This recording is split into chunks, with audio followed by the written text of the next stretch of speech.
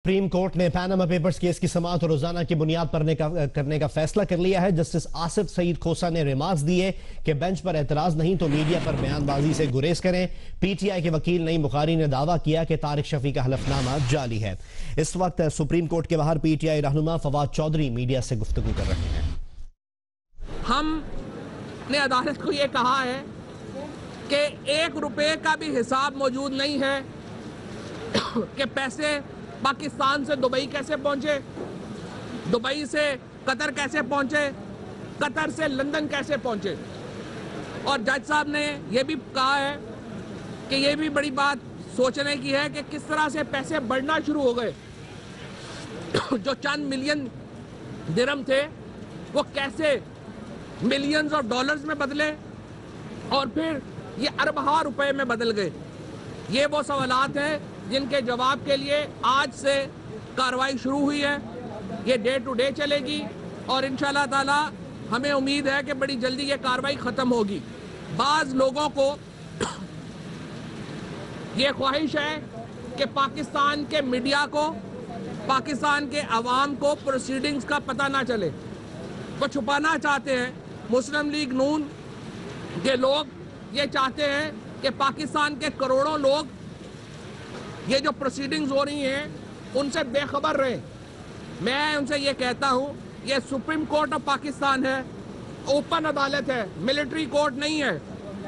अगर आपने कार्रवाई को खुफिया रखना है तो फिर मिलिट्री कोर्ट में केस ले चलते हैं, उनसे फैसला करवा लें।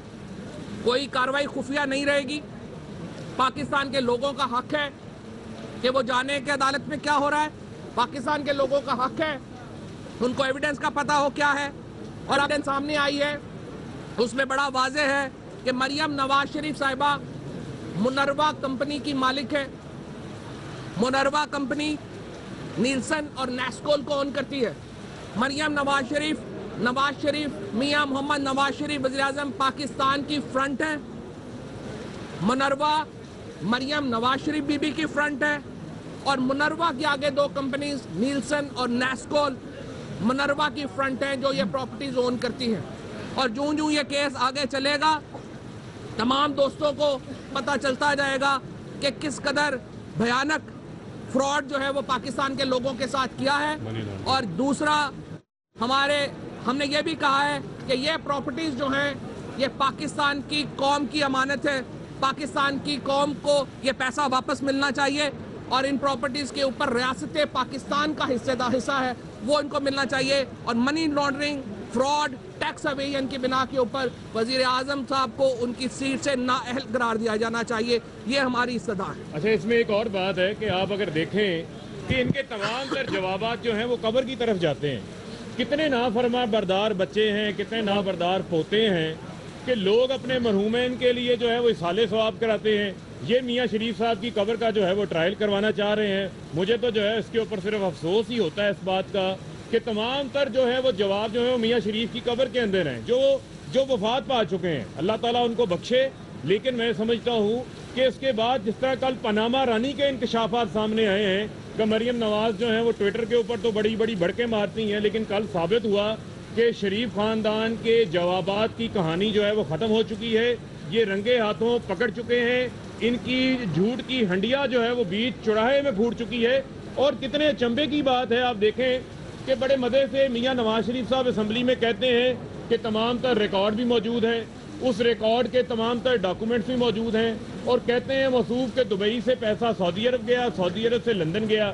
और जो बच्चे हैं वो कहते हैं जी कि नहीं, ये पैसा जो है वो दादा मरहूम ने जो है वो कतर में इन्वेस्टमेंट की थी और कतरियों ने जो है उसकी सेटलमेंट में हमें जो है वो ये फ्लैट दिए हैं। तो इनके वालिद शरीफ के, नवाज शरीफ के और उनके बच्चों के बयानात के अंदर भी एक खुला तजाद मौजूद है। साफ केस सामने नजर आ रहा है कि दूध का दूध पानी का पानी हो चुका है। मियाँ नवाज शरीफ साहब की करप्शन जो है वो पकड़ी जा चुकी है। अब वो अपनी करप्शन की पगड़ी जो है वो कभी जो है वो बच्चों के सर पे ऊपर रखते हैं, कभी जो है वो वालिद की कब्र के ऊपर रखते हैं। तो मियाँ साहब को ये मशवरा देता हूँ कि मरहूमैन की कब्र का ट्रायल ना करें, मियाँ शरीफ की कब्र का DNA ना करवाएं।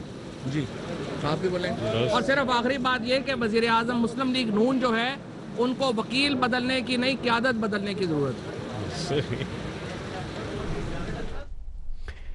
फवाद चौधरी सुप्रीम कोर्ट के बाहर मीडिया से गुफ्तगू कर रहे थे। उन्होंने कहा कि उम्मीद है जल्द कार्रवाई खत्म होगी। बाज लोगों की ख्वाहिश है मीडिया और आवाम प्रोसीडिंग से बेखबर रहें। अगर कार्रवाई को खुफिया रखना है तो मिलिट्री कोर्ट्स में फैसला करवा लें। उन्होंने यह भी कहा कि पैनामा लीक्स केस की समाअत में उम्मीद है कि केस की कार्रवाई जल्द मुकम्मल होगी। सुप्रीम कोर्ट ने पैनामा पेपर्स केस की समाअत रोजाना की बुनियाद पर करने का फैसला किया है। जस्टिस आसिफ सईद खोसा ने रिमार्क्स दिए कि केस में किसी सूरत इल्तिवा नहीं दिया जाएगा। जस्टिस आसिफ सईद खोसा ने रिमार्क्स दिए कि बेंच पर एतराज नहीं तो मीडिया पर बयानबाजी से गुरेज करें।